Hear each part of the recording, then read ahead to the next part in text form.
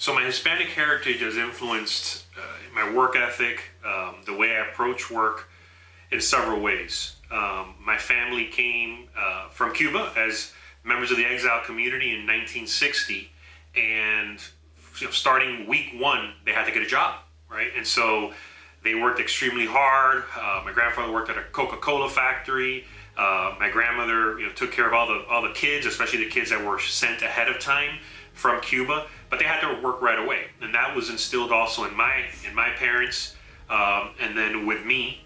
I also attended a school, a Jesuit private school in Miami that was originally founded in Cuba, and one of their goals was community service, taking care of people, education, and making sure you work your tail off. Always. If you do those things, you'll be able to contribute to the community, be able to contribute to a company or a team, and to your family. So all of that, I think, was influenced by many things, especially my Hispanic and Latino background.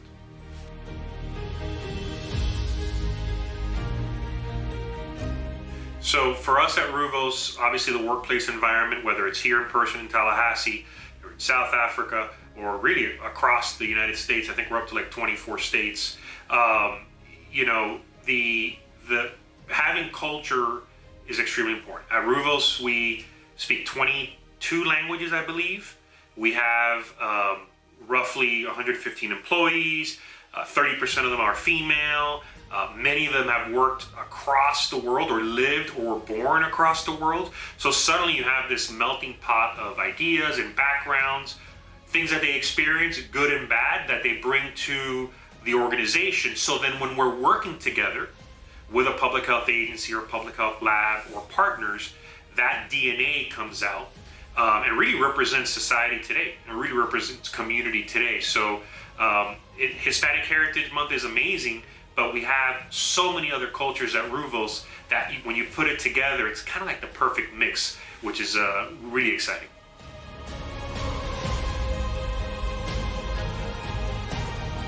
So Hispanic Heritage Month for me means a lot.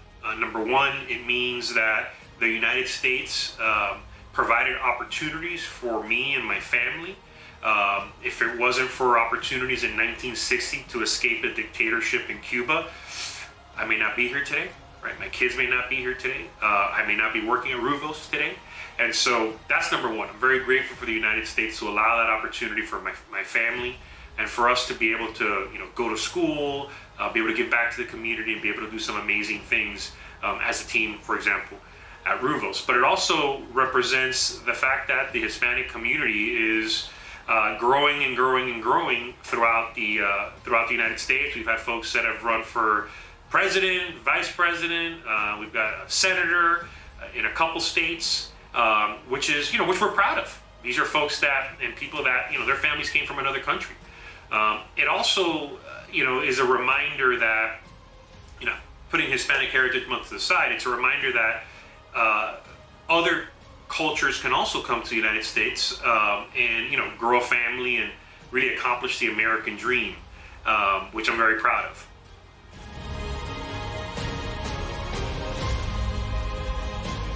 So I think being inclusive in an organization is extremely important. Number one, it's more than just listening, right? And so that is important. Having opportunities for people to have a seat at the table, to listen to ideas, suggestions, a new project, a new customer, that's wonderful, regardless of where you're from, right? That's a business 101 type of situation.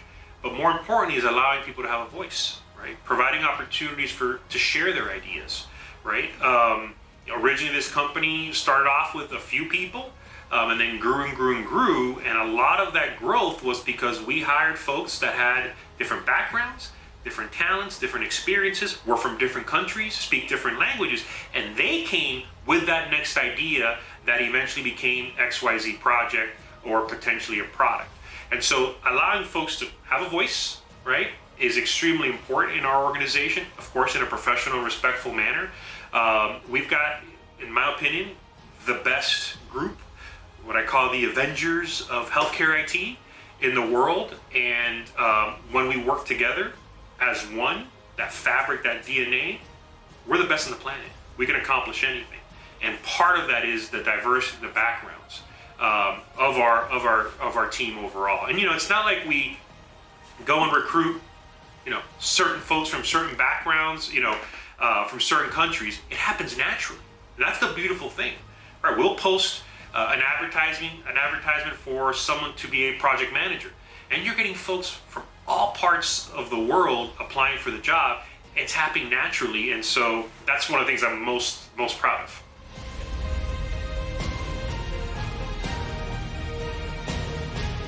So as a Hispanic and Latino professional, there's been a bunch of opportunities that I was able to capitalize on.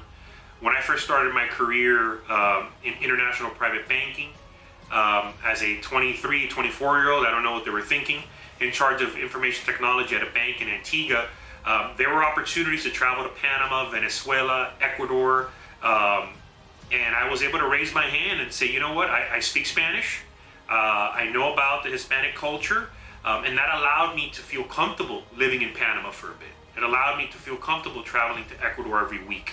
And so that was a huge advantage, right? Being able to speak another language. And I think, remembering my family's past and all the hard work that they had to go through. I mean, there was a time where my mom, she tells me a story. She had to go to the Cuban Freedom Tower in Miami to stand in line for rice and beans, right? And, she says it, kind of nonchalantly because, that was, 60 years ago. But for me, when I think about it as I'm talking to you, they had to go through that. So I've got a responsibility. Number one, I'm proud of that. I'm proud of the fact that we were able to overcome that. But it also gives me that energy to try to help the communities we serve and try to help others that may be standing in line for rice and beans. And almost like we have a responsibility to do that, if we can, right? So I'm very proud of my heritage. I'm very proud of my last name, which is multicultural. And I'm very proud of what, my family has instilled in me, and I'm trying to do my darndest best to instill in my children as well.